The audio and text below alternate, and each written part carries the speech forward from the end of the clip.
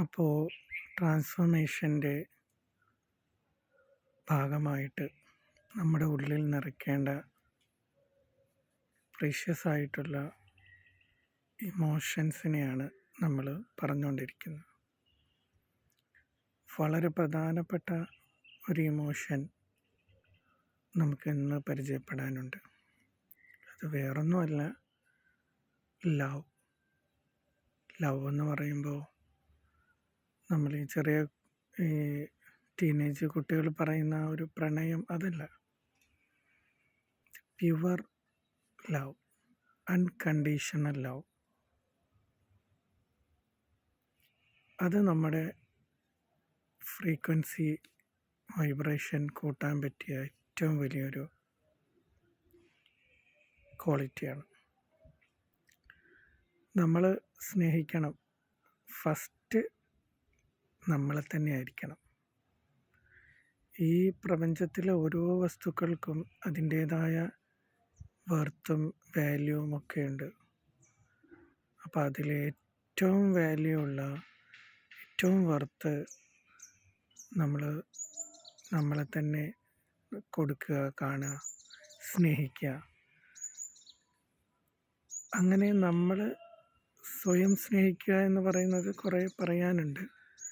Self love എന്ന് പറയുന്ന ആ ഒരു പാർട്ട് നമുക്ക് പിന്നീടൊരു പ്രത്യേകം ഒരു സെഷനായിട്ട് തന്നെ നമുക്കത് ചർച്ച ചെയ്യാം. ഓക്കെ, ഇപ്പം ഞാൻ പറഞ്ഞു വരുന്നത് സ്നേഹിക്കുക എന്നുള്ളത് അൺകണ്ടീഷണലായിട്ട് സ്നേഹിക്കുക എന്നുള്ളത്. നമ്മുടെ പേരൻസ്, നമ്മുടെ ഫാമിലി മെമ്പേഴ്സ്, നെയ്ബേഴ്സ്, നമ്മുടെ കൊളീഗ്സ്, നമ്മുടെ ക്ലാസ്മേറ്റ്സ്, നമ്മൾ ഡീൽ ചെയ്യുന്ന ഓരോരുത്തരെയും നമ്മുടെ ഉള്ളിൽ നിന്ന് സ്നേഹം എന്ന് പറയുന്ന ഇമോഷൻ നമ്മൾ അവർക്ക് കൊടുക്കുക.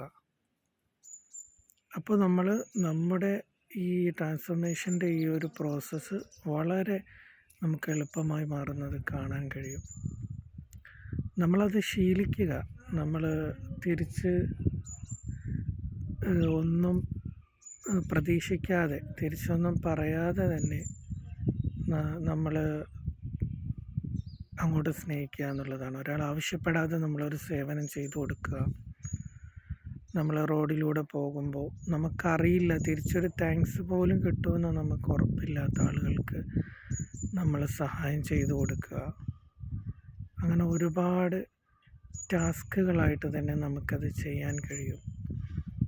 ആ ഒരു അൺകണ്ടീഷണൽ ലവ് നമ്മുടെ ഉള്ളിൽ നിന്ന് വരണം. രണ്ടാമത് ആലോചിച്ചിട്ട് ചെയ്യുക എന്നുള്ളതല്ല. നമ്മൾ ആ ഒരു ലവ് സ്റ്റേറ്റിലായി നിന്നുകൊണ്ട് നമ്മൾ പോകുമ്പോൾ നമുക്കിങ്ങനെയുള്ള കാര്യങ്ങൾ ഓട്ടോമാറ്റിക്കലി ചെയ്യാൻ കഴിയും.